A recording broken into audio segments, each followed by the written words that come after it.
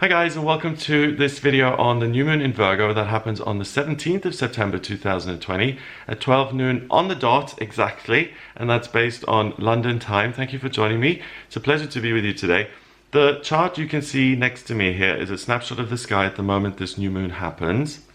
And I'm going to have a look at the new moon itself, so the sun and the moon sitting together, what that means. And then all these other relationships the moon forms with other planets in the sky, and what exactly that means for all of us here being affected by this energy. And these horoscopes for the new moon, and I also do videos for the full moons, they apply to all signs of the zodiac. So whether you're an Aries or a Virgo, it doesn't matter. The energy is the same. We'll all be given this energy, so it's about embracing it and applying it. So first of all, the sun and the moon sitting together, that happens every month, and that's when the moon is pitch black and it recharges its batteries because it sits right next to the sun. So it's getting all of this light into its own kind of auric field. The moon in astrology usually is what gives you a sense of ease and comfort. It's kind of what allows you to feel at ease within yourself and to go, oh, I can relax. And the moon being in Virgo gives you a real sense of contentment when you listen, when you pay attention, when you ask yourself, how can I use this info and apply it in a practical way? How can I heal myself and other people? How can I be responsible and diligent and dutiful? The sun represents your identity and what you're striving towards, and that's in Virgo as well. So all of those same qualities are really highlighted and put on a pedestal, and whenever you do roll up your sleeves and you do get practical, when you read something and you make sense of it, when you do your responsible, when you act responsibly, when you set a goal and you achieve it, all of those things are going to make you feel good when the sun is in Virgo. Virgo is also about being of service to other people and being a nurse, but not from a place of it is my love and joy to just touch other people and to heal them and to help them. No, Virgo comes at this from the sense of I'm a human being, other human beings have this infinite value in them as well, and it is my duty to help because I can. So Virgo is really brings everything down to the very basics, black and white, good and bad. Both the sun and the moon sitting together mean that this energy is pulled in, and it forces you to kind of narrow your perspective and to say, all right, this is a time of things stopping. It's almost like time is standing still. How can I move forward, and what changes do I need to make to create that future? Where have I come from? How have I grown? How can I still grow? And what am I going to do about it? So the new moon gives you this amazing perspective on your life, really objective. You're able to look at what you're doing. So let's say you live in Portugal, you make 20 grand a year, and you live in a semi-detached 2-bedroom with your husband and your daughter. That is your practical life that you've built on up until this point. And with this new moon, rather than being attached to my house, my children, my partner, you now kind of take an emotional step back and you say, okay, these are the things that I've got in my life. How can I change things to move into a future that suits me even more? So let's say moving into a 3-bedroom detached house in Spain with your husband and planning to have another child. It's really taking stock of, this is what I've done. Well done, first of all, for getting where you are in your life. And this is now what's possible based on all these other plateaus I've reached. What's the next level up? So you're being asked to level up. Now, the new moon forms a grand cross in this chart. A grand cross is 4 squares connecting to create a giant red square in the chart. And you can see that it's this red square that connects the new moon in Virgo with the south node 24 degrees in Sagittarius, Neptune at 19 degrees in Pisces, and the north node at 24 degrees in Gemini. That creates friction between each one of the luminaries, angles, and planets that are affected, and altogether it creates friction in the chart. And that's really good because friction is like fire, it's masculine, and it makes you feel uncomfortable, so you have to take action. Virgo is an earth sign, so it's feminine, and it's seen as passive and receptive. So let's say Virgo is passive is the yin. This grand cross gives you the yang in the sense of fire and passion and action that you need to take information and not just let it rot on a shelf, but to take that information, to implement it, and to run with it. So you have this perfect balance between being open and receptive and actually then closing and saying, I'm going to act and move forward independently. The first square between the new moon in Virgo is the south node at 24 degrees in Sagittarius. So it becomes very clear to you what has worked. Let me start again. It becomes very clear to you where you've come from, what you've achieved, what you've overcome, and what you've had to do to get to this position in your life. Even if you just get down on yourself all the time, you're like, I'm not good enough, look at the facts and look at what you've done. It will really trigger this inner accountant, which is saying, okay, let's look at the assets, let's look at the liabilities, and get a real perspective on this based on the facts and figures. So if you're feeling down on yourself, or if you're not the most confident person, or if you always kind of self-sabotage, that is not a problem here during this new moon in Virgo, because you're forced to look at what you're actually doing and what you can actually do without all the noise. The south node in Sag then forms a square with Neptune at 19 degrees in Pisces. Neptune is the water planet. It's the god of the seas in mythology, Neptune's treasure at the bottom of the ocean. It represents what's hidden beneath the surface. It's what could be. It's the infinite. It's infinite potential. It's spirituality. It's love. It's the building blocks of the universe, of the cosmos. Okay? It's really what we are made of as spiritual beings, and that opposes this new moon. So the spiritual side of things is really kind of irrelevant. Rather than contemplating it and thinking, am I a spiritual being? You don't do that. You have this innate sense of, I am who I am, I accept it, and regardless of whether I'm afraid, or I think society is going to change like this in 5 years, or my parents don't approve of me, let's get back to basics. This is where I've come from, this is where I am now, and this is where I want to go.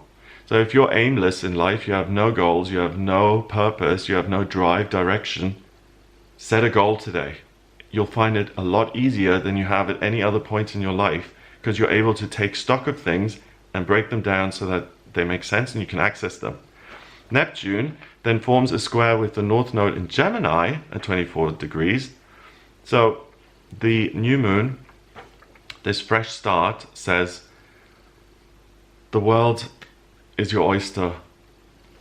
Whether you're an introvert, an extrovert, confident, not confident, it doesn't change the fact that there are infinite opportunities on planet Earth, and that you can live whatever life you want. If you wanted to be a diamond specialist, you could go and train as a diamond specialist. The only thing preventing you from doing that is the idea and the clarity and the epiphany that, wow, I like diamonds. And second, I have the intelligence and the time and the money to train as a diamond specialist, and I can do it. And then your whole world can be centered around that, and you have a very different experience to someone who becomes a farmer. Doorways of opportunity become very easy to identify. You take stock of everything and you say, this is the next step forward, or this or this. I'm going to choose my path from the 17th of September until the end of October, and this is what I want to achieve in the next 4 weeks. This is what I want to do with my life. Whether that's losing weight or traveling or changing job, or your physical health, or how you look. Remember, all the things that are ruled by Earth are governed by Virgo. So anything that is of this planet, your career, your money, your appearance, your health, your diet, you have control over all of those things. And you see, usually when we take control of our lives in that sense, you get off a medication or you get onto a medication, it's realizing that there's this part of me that's spiritual, that identifies something in this physical shape of myself, And the spiritual part is making a decision about the physical and is going to realize that. So it's kind of proof that the spiritual is in you. And that's why Neptune and the new moon are opposed, because there's not even a question of, am I a spiritual being? It's just like my will, I know what I want. So if you're an agnostic or an atheist, this is also another day to prove to yourself, another fabulous day to prove to yourself that there is something bigger out there, that there is a universe out there that loves you, that it's not just all neutral and no one and nothing cares. The opposite is true, that you're always held in the hand, in the palm of this loving, ever-present, all-encompassing force. And you can do that by proving it via practical miracles. So take stock of your life, ask, what can I do now? And prove to yourself that anything is possible when you focus on it and you are effective through action. Congrats! Okay, so that's the Grand Cross. That's this fiery, butch, masculine energy. And that really just gives you everything. It gives you the past, the present, the future. And it removes the fear by filling you with faith in yourself. Amazing. That's so great. It really is. We also have the new moon in Virgo. It forms a trine with both Pluto at 22 degrees in Capricorn and Saturn at 25 degrees in Capricorn. Pluto is the planet of death and rebirth, transformation and change, Hades and mythology, the rule of the underworld. In Capricorn, it's about changing the physical. And Capricorn is also the sign of the worker. So I already said that you can govern anything that has to do with your physical experience, food, work, money, love. With Pluto at 22 degrees in Capricorn, you can make a huge change to your career, to your vocation. If you don't know what to do with your life, in a working sense, what am I supposed to do? Pilot or accountant or janitor? What? Again, it's a great day to meditate on those things, to go over your own experience, which jobs you enjoyed, which ones you didn't enjoy, to look to the future, to ask for help, to have faith, and to say, what should I do next? You'll get your answer. 22 is the master number of the builder, so any changes you make based on this new moon in Virgo is likely to have a long-term, if not permanent, effect on your life. So if you've been unhappy your whole life in work, what I'm saying is that this is a day where you can end that story and you can now live a life where you do a job you love and adore for the rest of your life. That is possible.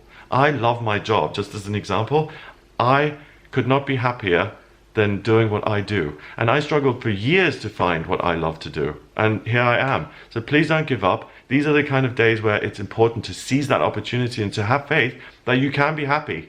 You know, sometimes life gets you down and it's like, oh, well, I'm this age and I've had all of these negative experiences. Is it really likely that love is going to happen for me? Don't think like that. Miracles happen every day and the most unbelievable things that can happen. The trick is to keep the faith.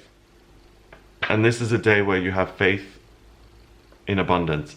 Saturn is at 25 degrees in Capricorn, so 2 and 5 again is 7, like the new moon. 7 is mind and creativity, and Saturn in Capricorn is very happy. Saturn rules Capricorn, the sign of the worker, another earth sign, rolling up your sleeves and making an effort to change things. Saturn is about structure and security. It's about building the foundation of the cathedral.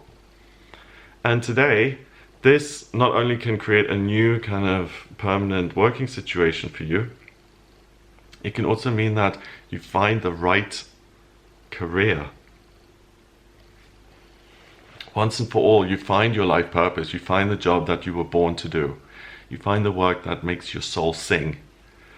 That may sound cheesy. I don't care if it sounds cheesy, because that's what it feels like. When you find the right thing that you love to do, it feeds you every day. And even if you're feeling like crap on a particular day and you have to go to work, if you love your job, you will still love that. So it's not,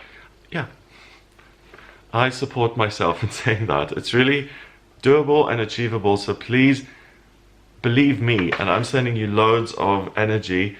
Believe me when I say that you can find a career that you adore and love, and when you get out of bed in the morning, you're like, I can't wait to do this. That is a real thing that happens on this planet. Next relationship is the opposition with Neptune. I've spoken about that. So spirituality and faith isn't something external to you. It's something that naturally feels inside of you. Then we've got a quincux between the new moon in Virgo and Black Moon, Lilith, and Mars. Interesting. Mars is the male principle of drive. It's the red planet. It's fire, it's ambition, it's masculine. It's in the sign that it rules, Aries, so very, very happy. It's able to set its mind, it's able to set a goal and to say, this is what we're doing, and to pursue it and to do it. It's at 27 degrees, 2 and 7 is 9. That's spirituality and completion, and it's also in retrograde. So Mars is urging you to not find your power through competition or through putting other people down or by beefing yourself up through something artificial like a drug or ego boost, anything like that. It's asking you to get your strength and to pull your strength from your true self. No inauthentic macho posturing. That's not going to build you up. And if it does usually build you up, great, but it's not going to work so much. So like, let's say you cook someone a meal and you need to hear 8,000 times how wonderful the meal is just to get a sense of satisfaction because you're insecure about your cooking abilities, whatever. And you need to be told how wonderful and delicious it is to build up your ego. That's not going to work today. So if you usually get a pat on the back from your friends and colleagues or your family, and they really give you excess approval to maintain your ego, you may get a little bit irritable because you don't feel like you're getting a round of applause that is equivalent to your wonderful, amazing achievements, okay? So there's a bit of, what's the opposite of humility? There's a potential for delusions of grandeur, okay? Black Moon Lilith is next to it, Aries, again, at 26 degrees, 2 and 6 is 8. And Black Moon Lilith at 8 degrees in Aries says, you can't do anything by yourself. So that's complicated because now we have, listen to spirits, don't be competitive, you can't make it alone. That is doubt. That's enough to plant these seeds of doubt. But a good rule of thumb and an easy way to kind of have a control in place with this. Am I competing? Am I hurting someone else? Am I boosting my ego through this? If the answer is yes, and with the ego one, am I boosting my ego with this today, short term, in a way that is temporary? If the answer is yes to any of those things, that's your green, no, that's the kind of red flag. That's the red light that says stop. So if it isn't about making your life better on a physical level through food or the way you look or jobs or living in the sunshine or traveling more, and if it's about how can I get these people to think I'm the king, or how can I gather power, or how can I compete, how can I appear to be something I'm not, if the latter comes into your mind, that's a big no-no, okay? It's about rolling up your sleeves and doing. It's not about pretending and projecting a facade of yourself. It's about being authentic and working and making sense of things and worrying about yourself and what you're doing and who you are. It's not about paying attention to other people and what they might think of you. So that's pretty easy to identify. Stay away from those kind of energies, and if you find that you're getting sucked into it, then just stop, start again and say, okay, instead of that, I'm going to focus on what I've done in the past, where I am now, and where I want to be in future, and just start again. And you can do that at any point during the day. Yeah, if you're having a bad day by 11 in the morning, just say, okay, it's 11:01, I'm going to start the day over. There's no such thing as a bad day. There really isn't. It's either we're in a bad mood or we're not. Then we have, we have a Sesky square, sorry about the extra. Okay, we've got Sesky square 135 degrees away from the new moon in Virgo, is Uranus at 10 degrees in Taurus. Uranus is the unexpected and miraculous. Taurus is the earth, and 10 is 1 in numerology, and that's about taking charge. So if you take charge of your future, especially in a practical sense, Taurus, money, earth, work, houses. If you take action about the way your practical circumstances are going to look in future, which is what this new moon in Virgo is all about, how can I heal my practical circumstances? Basically, ask yourself that. How can I heal my practical circumstances?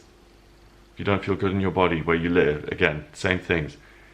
The answers you'll get to those: do this to change, go here to make things different, try this nutritional guide to change the way you feel, the amount of energy you have in your body. If you actually are willing to do that and to put in that effort and to say, I'm going to do it, that's when miracles can happen. And that's why this is a day where you can really find yourself again, or for the first time ever. Your life purpose when it comes to work, your belief in the universe and your place in it. I mean, this is, as far as days go, this is really where everything can change forever. So it's right that Pluto's at 22 degrees, because it's heaven or hell. It's like the Wheel of Fortune in the tarot. You can either focus on the positive and make it bigger and sing with the angels, or you can focus on the hell and speak how awful everything is and manifest that in the world and cement yourself in place down there.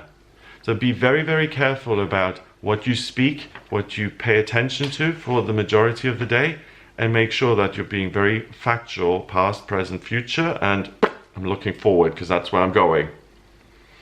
And remember that Uranus in Taurus means that by doing this, the reward you get from the universe is that miracles can happen in your life, and they can happen straight away. So if something big happens, don't say, I don't believe it. Believe it, embrace it, go for it. Anything can happen. Finally, we've got a square with the North Node. I've talked about that. We have a semi-square. Yes, 45 degrees away from Venus at 12 degrees in Leo. Venus is the planet of love and beauty. In Leo, she's glamorous, she's outgoing, she likes to be seen, she's confident, she knows she's beautiful. 1 and 2 is 12. 1 and 2 is 12. Yes, 12. 1 and 2 is also 3 if you add them up. 1 plus 2 is 3. And yeah, 12 reduces to 3 in numerology. 3 is about new beginnings, it's about communication, and with Leo, it's about I am on stage communicating, I'm in the limelight, and that's what I love to do. So Venus forms friction with this new moon in Virgo, and rather than just getting information in, sheets and sheets of information, all of them being grey, this Venus in Leo gives you all this information, but it gives you it weaves in little areas of fun and passion and information that actually makes you feel, oh wow, this is really exciting, this motivates you. I love that. That's something I would love to do, or I would love to look like this, or I'd love to live here, I'd love to pursue this career, I'd love to do this. When you get to one of those things that stick in your mind because they make you feel good, or they make you feel like, oh, I want to be doing this, I wish, if only that were my life.